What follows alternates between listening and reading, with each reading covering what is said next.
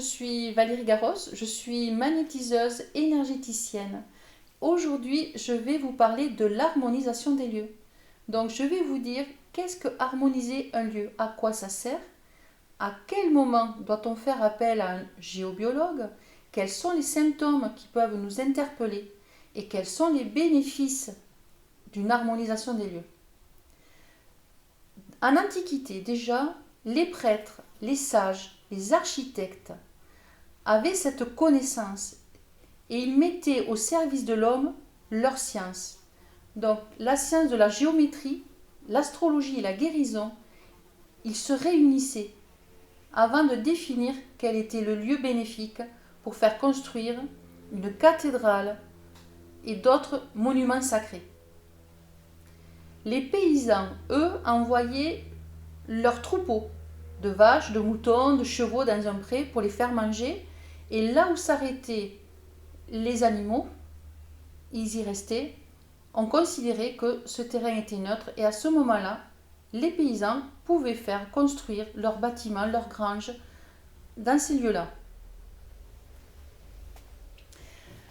Donc aujourd'hui, l'homme du XXIe siècle doit prendre en considération que nous sommes entourés d'ondes nocives émanant aussi bien sous terre des réseaux telluriques que du cosmos. Et pour s'assurer une sérénité, une vie en bonne santé et une prospérité pour un lieu de travail, il est bon aujourd'hui de faire appel à un géobiologue pour étudier le terrain. La géobiologie, qu'est-ce que la géobiologie? Donc, la géobiologie, c'est l'étude de l'influence de notre environnement sur les vivants. Donc, c'est aussi bien les animaux, les plantes que les humains. Le travail du géobiologue, c'est donc de détecter tous les réseaux telluriques et aussi bien les ondes émanant du cosmos. Donc, pour les réseaux telluriques, le docteur Perret a été le premier scientifique à donner son nom à un réseau qui était orienté, en 1937, du nord au sud et est-ouest. En 1950, c'est le docteur Hartmann qui a donné son nom à son nouveau réseau tellurique, toujours orienté du nord au sud, mais avec des outils beaucoup plus précis. Et il a défini que ces réseaux telluriques constituaient des murs invisibles espacés de 2 mètres, donc du nord au sud, et tous les 2,50 m exposés de est à ouest.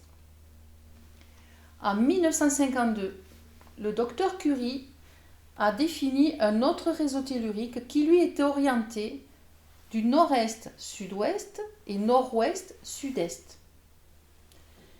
Ces réseaux, quand ils se croisent, au lieu où ils se croisent, ils créent un point géopathogène. Et de ce croisement naît une onde nocive qui vient à la verticale. On va rechercher aussi, en géobiologie, on va rechercher les failles terrestres, on va rechercher s'il y a des eaux souterraines et d'autres éléments bien spécifiques. Une fois que ce travail est fait et est établi, qu'on a dessiné, représenté les points géopathogènes, le travail du géobiologue va être donc de les éliminer, de les neutraliser, et pour certains, il les déplace. Donc, une fois neutralisé, une fois qu'on s'est intéressé au réseau tellurique, on va aussi questionner pour la partie aérienne. Donc, on va s'interroger sur les mémoires des lieux. Est-ce qu'il y a plusieurs années, des dizaines, des centaines d'années, des milliers d'années, est-ce qu'il y a eu un cimetière sous cet immeuble? Est-ce qu'il y a eu une guerre? Est-ce qu'il y a eu une pandémie? Est-ce qu'il y a eu une famine? Est-ce qu'il y a eu des... Voilà, tous ces éléments ont une importance dans l'étude des lieux au niveau géobiologique. À quel moment fait-on appel à un géobiologue? Qu'est-ce qui doit nous interpeller? Alors, pour un lieu de vie, s'il commence à y avoir des tensions dans un couple, des problèmes de sommeil, des maux de tête récurrents, des maladies incurables, il faut savoir, il existe des maisons, des lieux à cancer, des maisons à divorce, des maisons à suicide, d'autres lieux pour la pauvreté. Tout ça, ce sont des mémoires de personnes qui ont vécu et qui ont laissé leur empreinte énergétique dans les lieux. Au niveau du travail, on peut remarquer des difficultés dans la prospérité, des maladies, des absentéismes conséquents, du personnel qui ne reste pas, qui fait que tourner, des difficultés à faire développer son activité. Dans le monde agricole, on va trouver du matériel qui tombe en panne très souvent. On va trouver des problèmes de santé sur les animaux que les vétérinaires eux-mêmes n'arrivent pas à expliquer, n'arrivent pas à régler.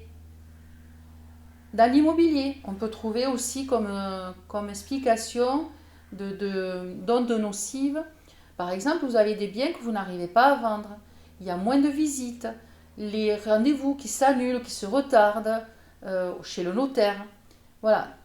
Au niveau de la location, on va trouver aussi des locataires qui ne vont pas rester dans les lieux, qui font beaucoup de turnover. Voilà, ça ce sont des éléments qui peuvent vous interpeller et vous dire, tiens, c'est peut-être le moment de faire une harmonisation des lieux. Les bénéfices d'une harmonisation des lieux, c'est tout simple. Vous allez retrouver un meilleur sommeil, une paix dans les lieux, une harmonie au niveau de l'activité professionnelle, la vente de biens qui étaient là en instance depuis des mois, voire des années, qui ne bougeaient plus.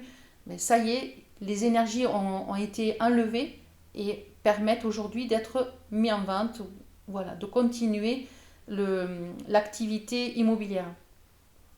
Et dans l'entreprise, le développement des dossiers, des projets qui étaient en instance, bloqués, se débloquent. Voilà, tout ça, c'est le résultat d'un travail donc d'harmonisation des lieux.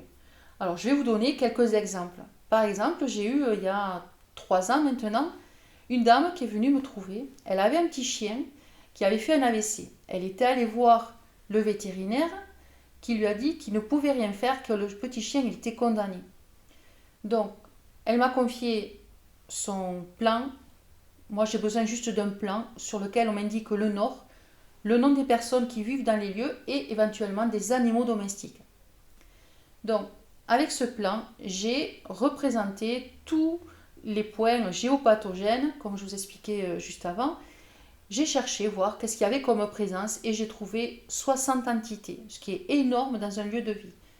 Alors, l'explication de 60 pour elle, c'est qu'elle habitait pas loin du cimetière. Donc, voilà, il se promènent des âmes errantes, des défunts. Et voilà, donc c'est aussi l'explication du nombre d'entités dans les lieux. La fille qui n'était pas informée de mon travail, le lendemain, a dit à ses camarades de classe qu'elle avait très bien dormi, que ça faisait très longtemps que ça n'était pas arrivé. Et l'explication, c'est que son père, qui était décédé 3 ans plus tôt, n'était pas monté. Donc, je me suis chargée de faire monter l'âme et à expliquer ensuite le fait que sa fille dormait beaucoup mieux. Et quant au petit chien, après mon travail, il a sauté sur sa propriétaire, reconnaissant d'avoir été sauvé, beaucoup plus câlin qu'avant, et il est toujours en vie. Donc ça, c'est un exemple sur une maison. Un autre exemple, justement, dans l'immobilier. Donc une personne de la région Bretagne m'avait confié son projet. Depuis 3 ans, elle essayait de vendre sa maison. Elle n'avait plus de visites. Les rendez-vous s'annulaient. Et donc, elle m'a confié, toujours pareil, le plan. Et j'ai fait le même travail. Bon. Sauf que, pour l'immobilier particulièrement, je fais un travail supplémentaire. Après mon intervention, elle a trouvé l'acquéreur. Dans les 3 mois qui ont suivi, l'acquéreur qui correspondait au lieu a été attiré énergétiquement et la signature a eu lieu dans les 6 mois qui ont suivi. Voilà, c'est quelques exemples parmi tant d'autres. Donc, que vous dire de plus? Vous avez des questions? Vous pouvez, en passant par mon site internet www.valériegarros.com, vous avez la possibilité de demander un rendez-vous gratuit qui dure 20 minutes. Préparez vos questions et je me ferai un plaisir de vous y répondre. Voilà, je vous souhaite une bonne fin de journée. À bientôt.